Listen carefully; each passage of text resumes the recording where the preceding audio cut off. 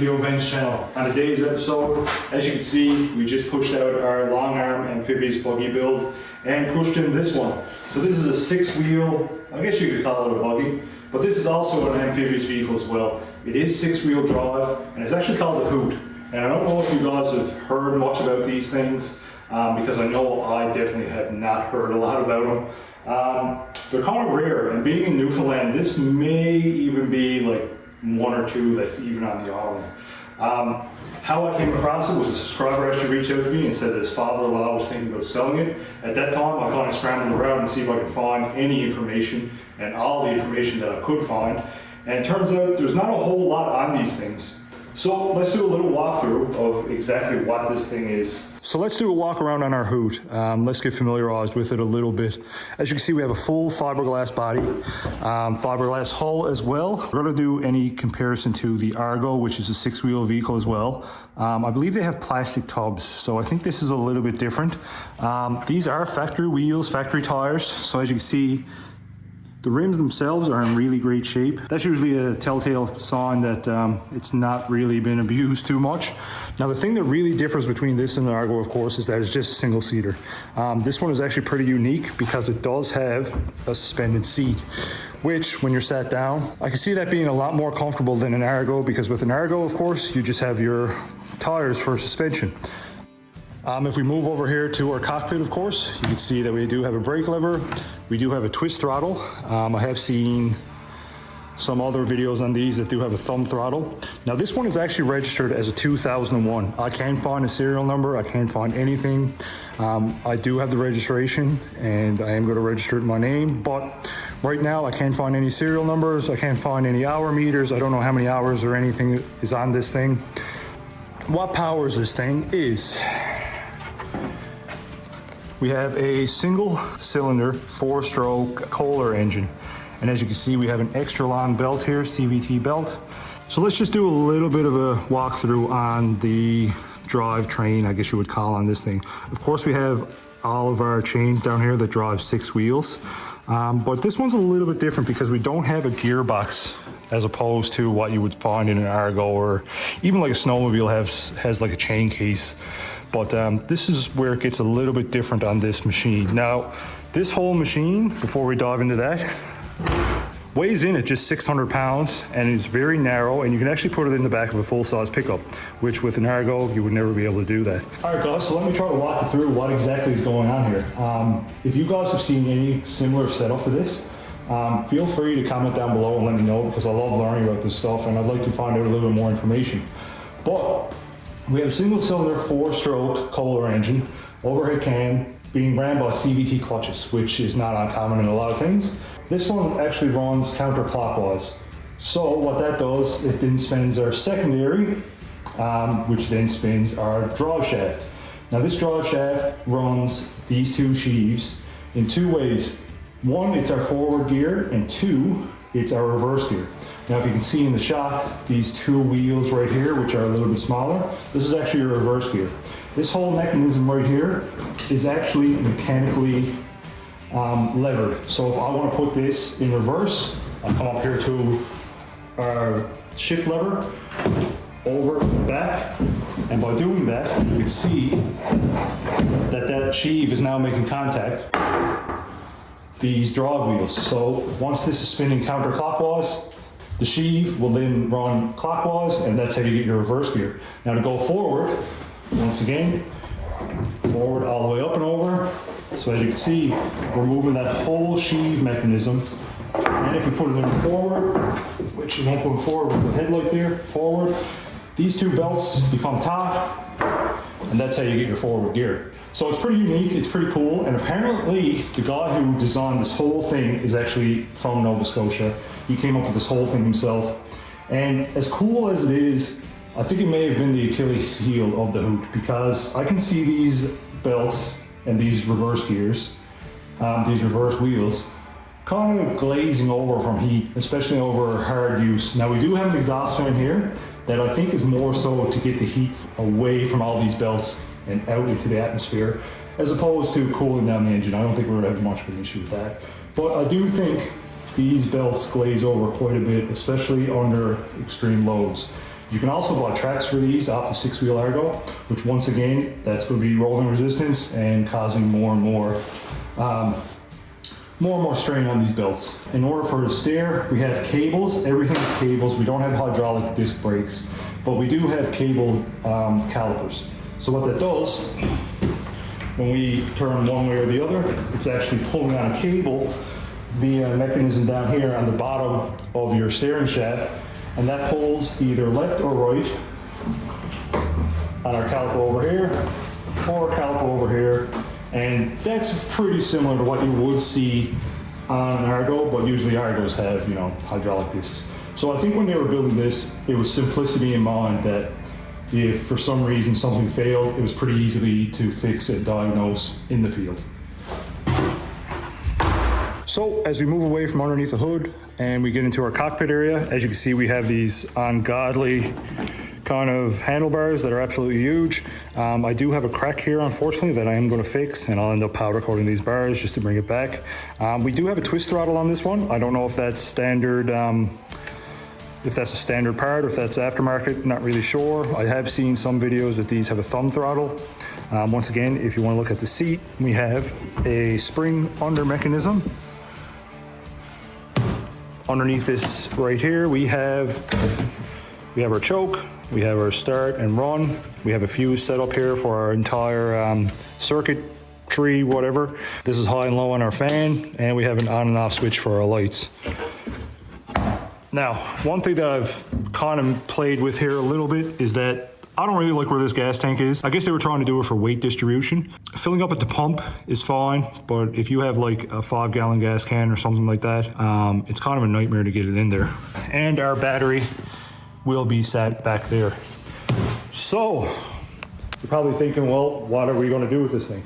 Well, I had this thing running. I filled the carb bowl up, I primed it. Runs at idles fine, but unfortunately, once again, this is a 2001. The whole fuel system has kind of disintegrated and became very, very brittle.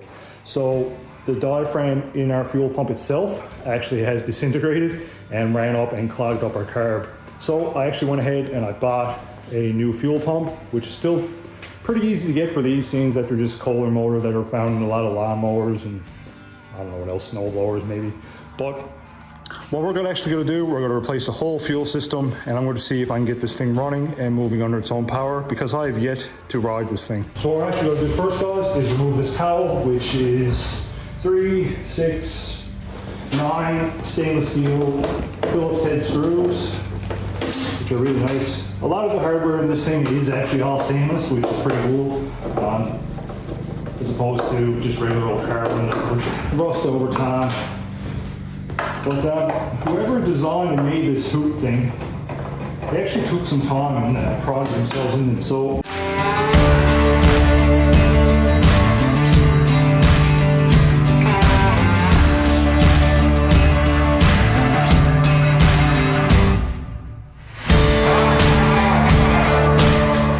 I went ahead and took out our 9 stainless screws that hold this cowl here. There's actually a few more screws up here, guys, that we need to remove. A little bit of information I have been able to find on these things, which isn't a hell of a lot. I believe right around 2000, 2001 is when these actually started a little bit of a production run. I'm not sure if, I think I probably just keep it here. Yes. I'm not sure if it fully went into production. I don't know if it was a special order. I don't know if there was any dealers that actually had these. Once again, guys, if you know this information, just comment down below, because I really want to learn this stuff. They're really hard to find information on.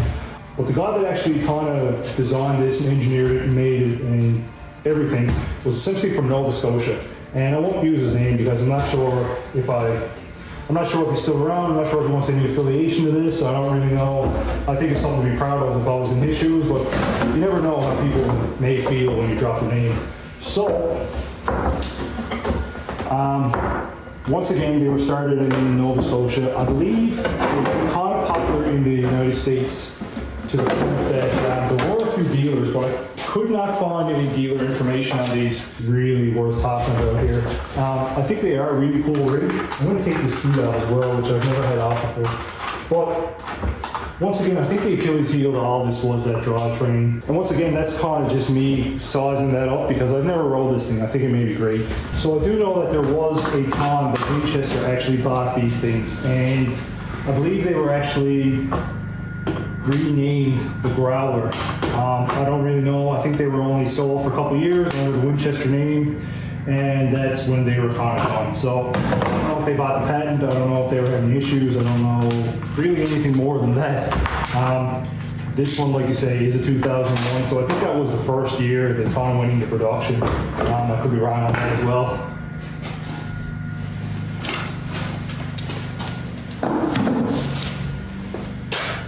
So now you kind of get a better look, guys. And I didn't even see that there was a stop here. That's pretty cool. We are going to have to remove our shock mount. I want to remove all this. I do have a new battery to go in here. I do have all new fuel on. That may be a little bit of a nightmare, but maybe not. Kind of goes under the engine. So the owner I actually got this off of, I believe he was the second owner, and he stated that he wanted it for kind of fishing and kind of hopping in around a few little gullies and ponds and stuff around his cabin. And apparently, once he tried to get it into a pond, he found that it wouldn't become buoyant, so it wouldn't float. And I'm not really sure, maybe there's a leak down here in this fiberglass that I haven't seen, maybe there's a leaky seal, maybe he was just a bigger gentleman at the time, and it just wouldn't come buoyant. But we are going to find that out as well, but right now we're going to focus on getting this thing running. So I'm going to keep going ahead here. This right here is your earbox.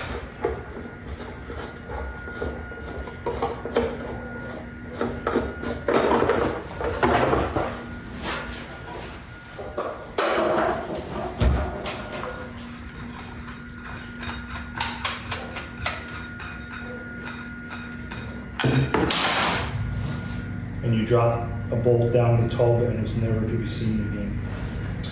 That sucks. So I may actually go ahead and actually take these floorboards out as well. I'll just give you a shot of those floorboards, and that should be able to allow me to see access down there, because I do want to grease everything up because I don't really know the last time that everything is greased. So while we're in here, we may as well just go that little extra mile and make sure we can get this thing up and running correctly.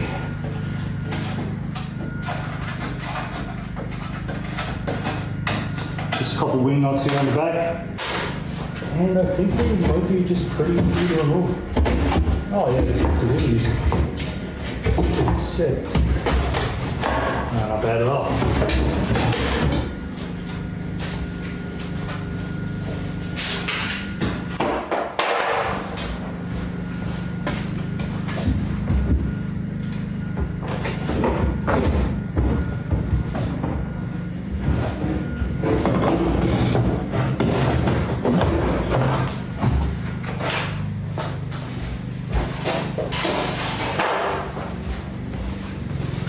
This is our air filter, of course. This is the back of our engine where the carburetor goes.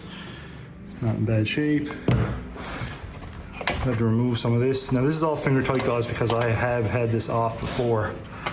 But it's pretty cool that you guys will get to see it. Because I'm not sure if a lot of you guys have ever seen a Hoot or even the inner workings of one. Now this is a pretty straightforward motor, like you say. You get these motors in essentially a lot of applications. I have to remove this choke cable. But this right here, actually, now that I remember, this is actually the first time I've seen this. So we do have a couple grease nipples, which I will hit just to be on the safe side. Not sure if that's slack for these. It's really hard to see. There is an adjuster down here. I don't know if that's... May have to play with that, but that's not a big deal. It seems taut on the bottom. Same with this one. Maybe that's just loose. But as you can see in here, guys, we do have a secondary backup in case the electric start fails. And that was in here, I believe. Yeah, so it's pretty cool that I find when you buy older stuff, you never usually get this. This stuff gets lost or gets broken, or it just grows legs. But when you buy something old, especially like you say, 2001, it's kind of rare that all that stuff comes with it. So I'm gonna work on getting this off and taking our carb off, then we start removing our fuel system.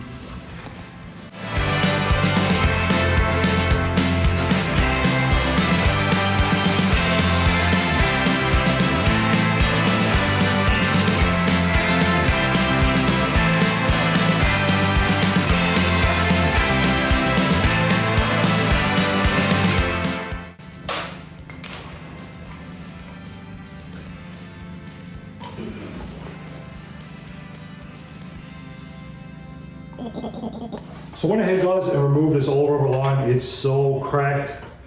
You can just see the rubber pieces just kind of cracking off there. This is the old fuel filter, which you can't really see inside of it. It's that old plastic, but we're not going to worry about that. So what do we have in the kit? Well, we got a new fuel filter, of course, new fuel pump. We have some assembly required, I would assume, this. But we do have our own fuel petcock, which will turn on and off the fuel, which the previous version didn't have. A couple little elbows and mounties. We have some clamps. Tie all that in. And this is the hose that actually came with the kit. I don't think I'm going to use that. I will keep it around just to have. It will get out of a jam. Maybe I'll just throw it in the box of this thing. But I went ahead and just bought a little bit heavier, more an industrial size rubber. Maybe the exact same thing, and maybe I got soaked. But I'm going to feel more confident in this than in this one that came with the kit. So we'll first start by kind of taking our carb apart. Let's just see what's in the bowl. Yeah, there's a bunch of these little black things. That's essentially where the diaphragm in the old fuel pump kind of disintegrated. And when I'm talking about the diaphragm, there's probably a proper terminology on this that I don't know. This is what I call a diaphragm. Essentially, it's this rubber piece here. This kind of is where you get your suction in your fuel pump. So I'm gonna go ahead and put all this together, clean out this carb, probably route that line. I was a little bit mistaken what I said previously. I thought that I was going to have to put this whole thing together, but upon further inspection, when I actually took the pump apart, there's already diaphragm and everything in here, so I'm not sure if this is just a replacement. Maybe it's for more CFM. I really have no clue on that one. So I guess we will just try to run what is already in the pump. Like you say, there's a different spring, a couple different gaskets and whatnot. Maybe it's for different applications, but nothing was marked, so I guess we're going to try our luck. So I'm going to go ahead and put this back together, and hopefully it still works. Now with that being said as well, guys, before I jump the gun, there is actually a flow direction on your pump. As you can see, there is arrows right here, so you want to take that into account as well, your orientation. You may be able to take that off and clock it a different way depending on your application. But I think this way here comes like so, in, carb. So we're golden. Now being this is a plastic case, I can only assume it doesn't take much of a tighten. Feels like half a foot-pound, give or take. All right guys, check it out. This is a really tight unit, so it's really hard to get you guys in here with the camera. But we have a brand new fuel line, comes down under the engine, and we have our new fuel filter up to our new fuel pump. Unfortunately, I ran out of these nice little clips here, but I guess the old hose clamps will get us through for now. As of right now, I'm going to rebuild the carb. Well, essentially just clean out the carb, put that back on, and then we can put our battery in, and then we can probably see if we're going to be able to get this moving.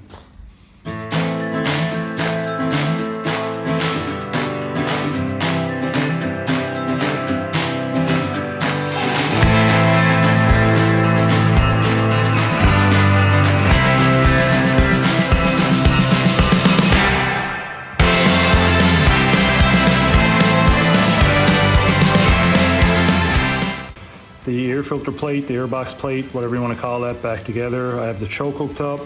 I did clean the carb very, very well. I blew out the line in here, that the outlet of the fuel pump into the inlet of the carb. Kind of just blew that out. Hopefully there was no excess dust or anything in there, or little diaphragm bits. So hope that's good. The next step we're gonna have to do, I'm gonna have to remove this little shock mount thing, which is just held on by some Phillip head screws. And I'm gonna put a new battery in this thing, and then we can get to see if it's gonna run. The one thing that I may have messed up on, I kind of jumped the gun once again. I didn't fill up the bowl, so I never primed it. So hopefully with the new pump, it will actually, well, pump, and maybe we'll fill the bowl.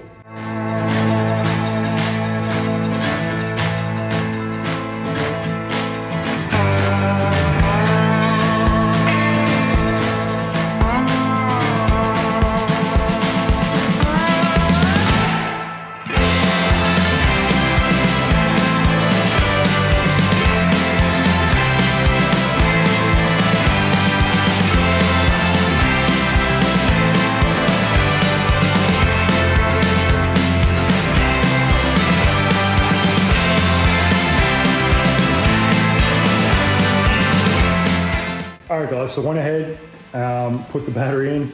I don't know why that was like the hardest battery install I've ever done in my life. The little stupid little nuts, they were just being kind of cattywampus there, but we got it in. It's kind of a tight spot anyways, but we figured it out. So we have our fuel system, we have our new battery. I think everything should be good to go. I have the choke hooked up. We have a fan that automatically comes on, I guess. So I guess we can try to start such an animal. Whoa, lights work.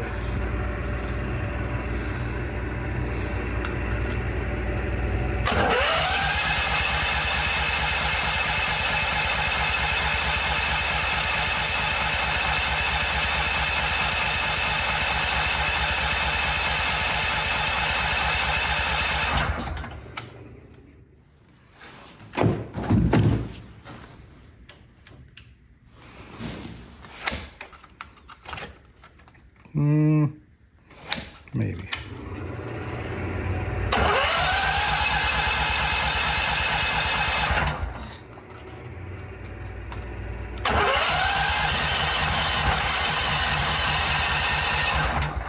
Oh, it wants to do things.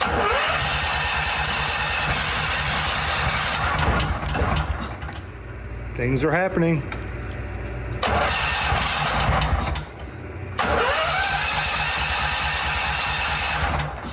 I guess I should check for some fuel leaks before we go too crazy.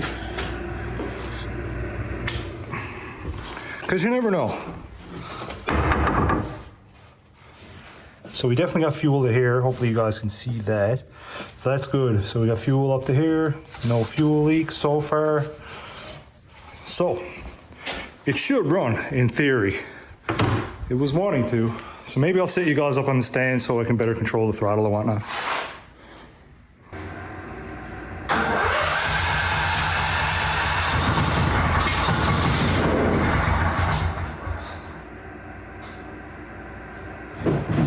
Why would we want to move when it was in neutral?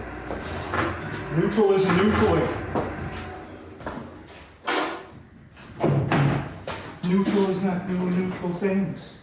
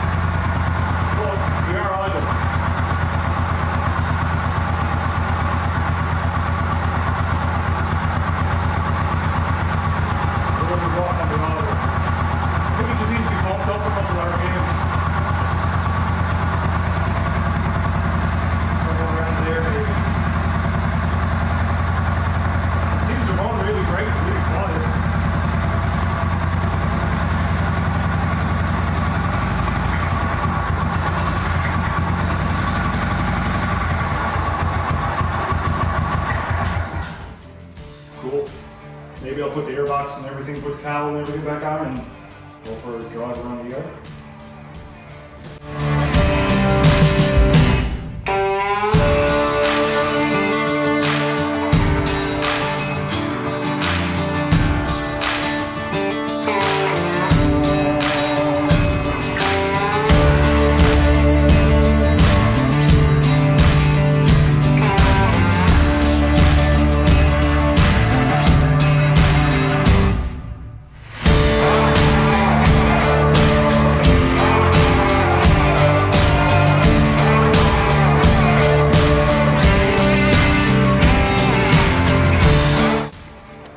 And there we have it, back together. We have the cowl put back on, seats back on. We have the new battery, all new fuel system. I guess the only thing now is to actually try it.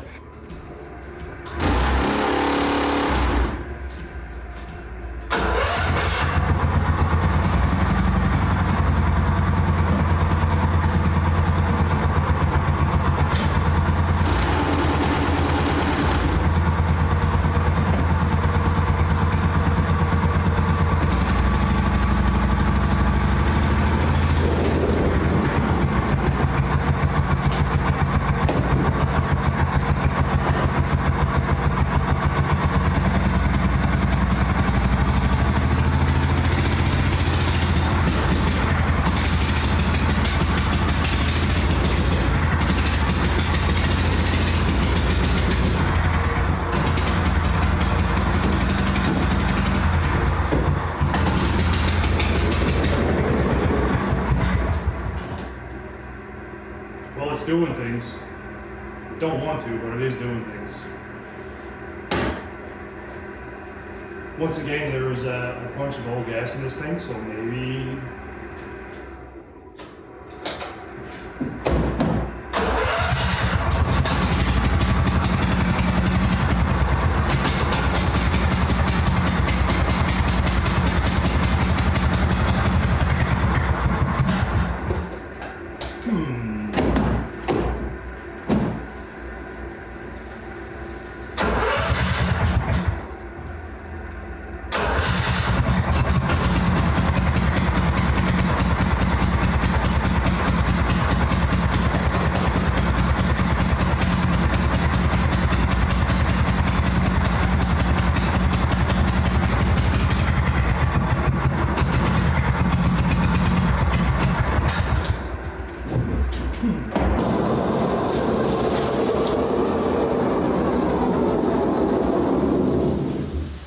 Well, it's definitely not liking its life. Alright guys, so I've been playing with this carb here just a little bit. I don't know if this was ever taken apart before I had it, but I believe it has.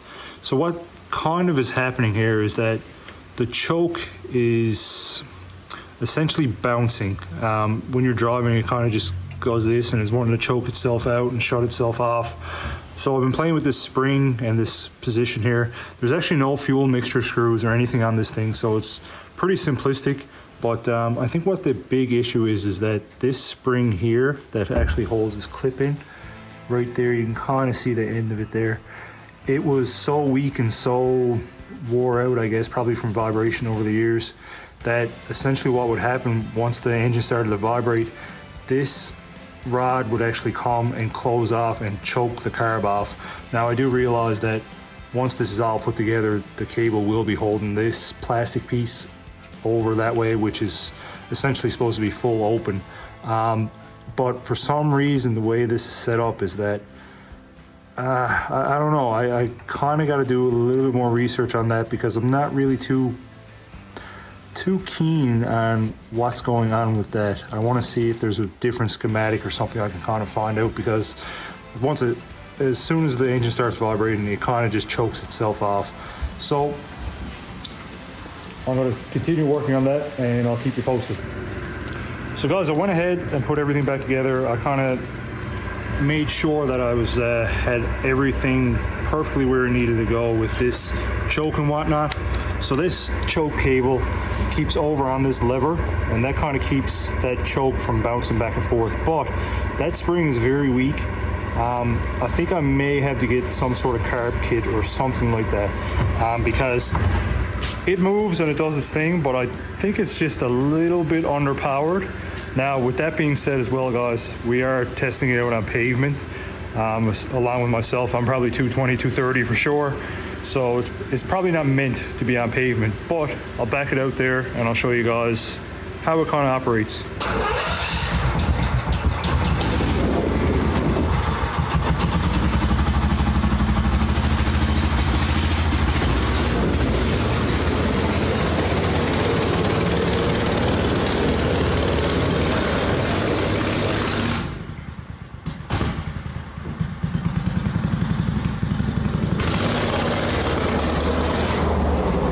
So guys, I got this thing running, it idles, it moves around, and I really wanted to do like a full video for you guys where like I probably took it to a local pond, and but upon the initial first hit, now maybe I shouldn't have been using it on pavement, but I kind of just went out and kind of done a 360 and came back.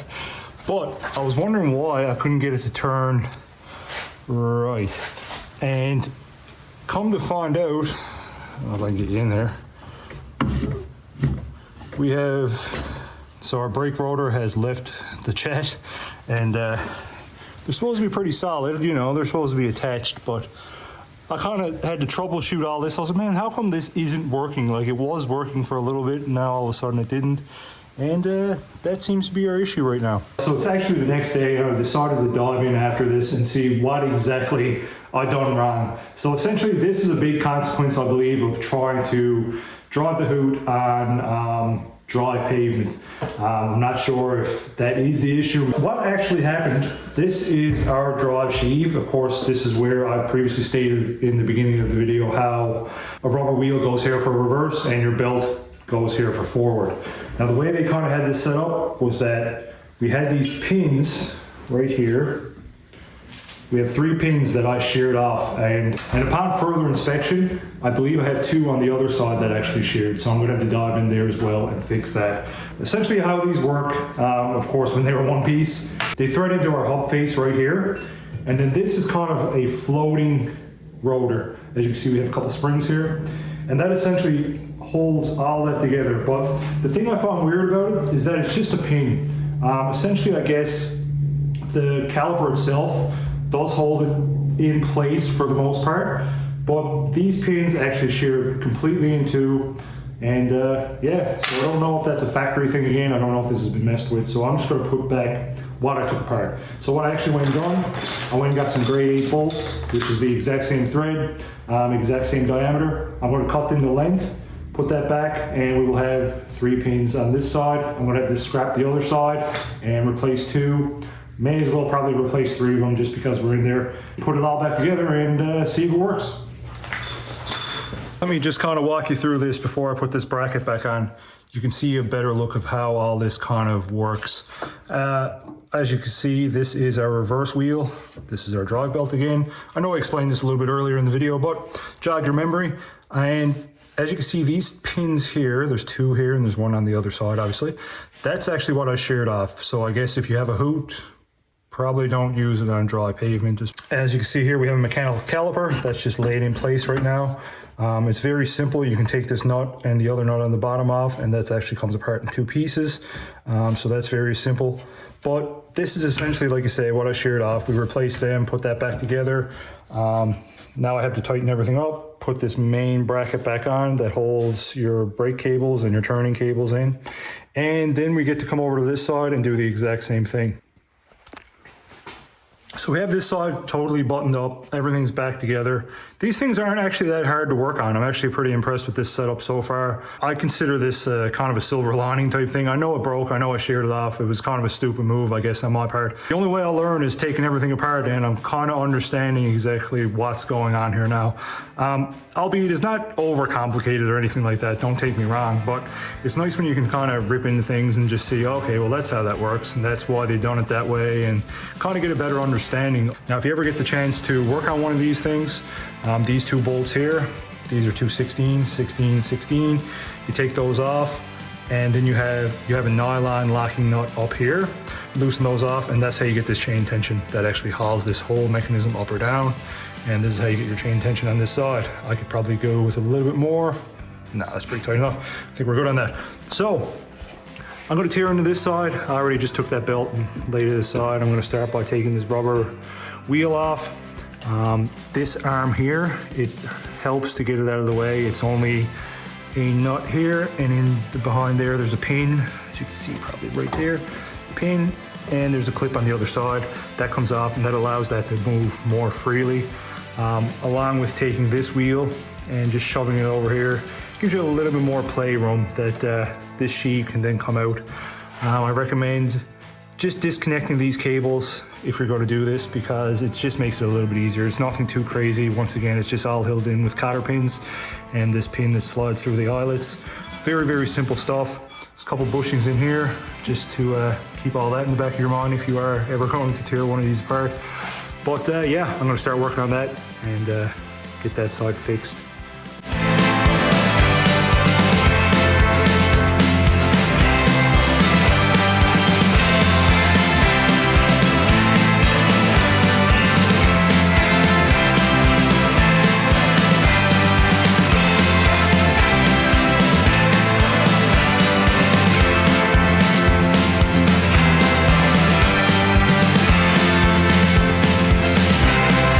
Alright, so we have this sheave off along with this rotor. This is your brake collar, of course. As you can see, it's all just mechanical lever. Very simple, just two pieces. You can literally just take two of these nuts off. That slides apart in two pieces. This is your carrier bearing. Now, one thing that I will say before anyone kind of makes a comment, or if you ever do make a comment, I'm taking the part numbers of all these bearings as I go, because I do want to replace these in the future. And it takes literally like 10 minutes to get this thing apart now that I kind of know what to look for and what to do. So it's worth a set of bearings. It's got to get a set of bearings for sure, but I just have to order them in. Upon further inspection on this one, this is your studs right here where this is a floating disc. I hate to get that grease all over that disc, but whatever. They seem to be fine on this side. They don't seem to be broke. I was thinking I had a couple sheared off. So I think I'm just going to run it the way it is. Like I say, it only takes about 10 minutes for me to take this apart now. I kind of have it figured out. So if that does shear again, or if anything does happen, well, I know how to fix it. So with that being said, I guess I'll just put this one back together. So we have got our Hoot back together. I went ahead and put everything back together underneath the hood here. All of our drivetrain, I guess you would call it.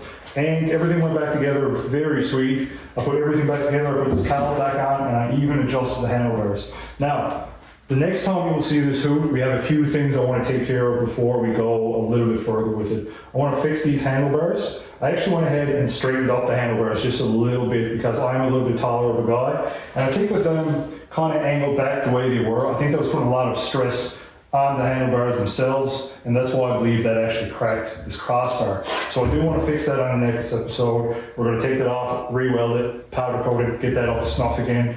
On the next one as well, upon further inspection, I can see that we're after kind of blowing apart a couple blades, and I actually found them in the belly pan themselves. So I am going to have to get a new fan. Hopefully they're a bit generic, that I can just put something similar in there anyways. But on the next episode, I want to come in here, get a little bit fancy with the CNC table, and probably put a little bit of a grill in there, because I can guarantee you that trees or bushes or leaves or something went in there and done that. I did find our lever mechanism, that was down in the belly pan as well, so I wanted to be able to modify this, get that working, because right now it's just kind of vibrating around, and I feel like that would help a bit. I always made the joke that back when I was working on snowmobiles, that if you dropped a bolt or a wrench or something down in the belly pan, that you would never get it back because the belly pan monster has got it. I'm going to tell you, this thing got a few creatures lurking around the tub as well. I don't know where the things go. Essentially, it's just a flat tub, but for some reason it just falls into the abyss or another dimension. So if you drop anything while you're working on this thing, get ready to get dirty. So on the next episode, guys, we will get this thing out, moving around. We'll take care of those few items. I think it just needs a good run right now because there is still old dead gas into it. I was lazy and didn't siphon that out. Plus, I don't like the taste of old, stale fuel or new fuel or gas in my mouth for that matter. But I just kind of topped that off with fresh gas, hopefully for the best. So hopefully we'll burn through a tank of gas on the next video. We'll see if we can get this thing amphibious so it floats around, because I'm really curious to get this in the water. But if you got this far in the video, shoot me a like, subscribe. Thanks for wasting your time again with me today. I'll see you in the next one.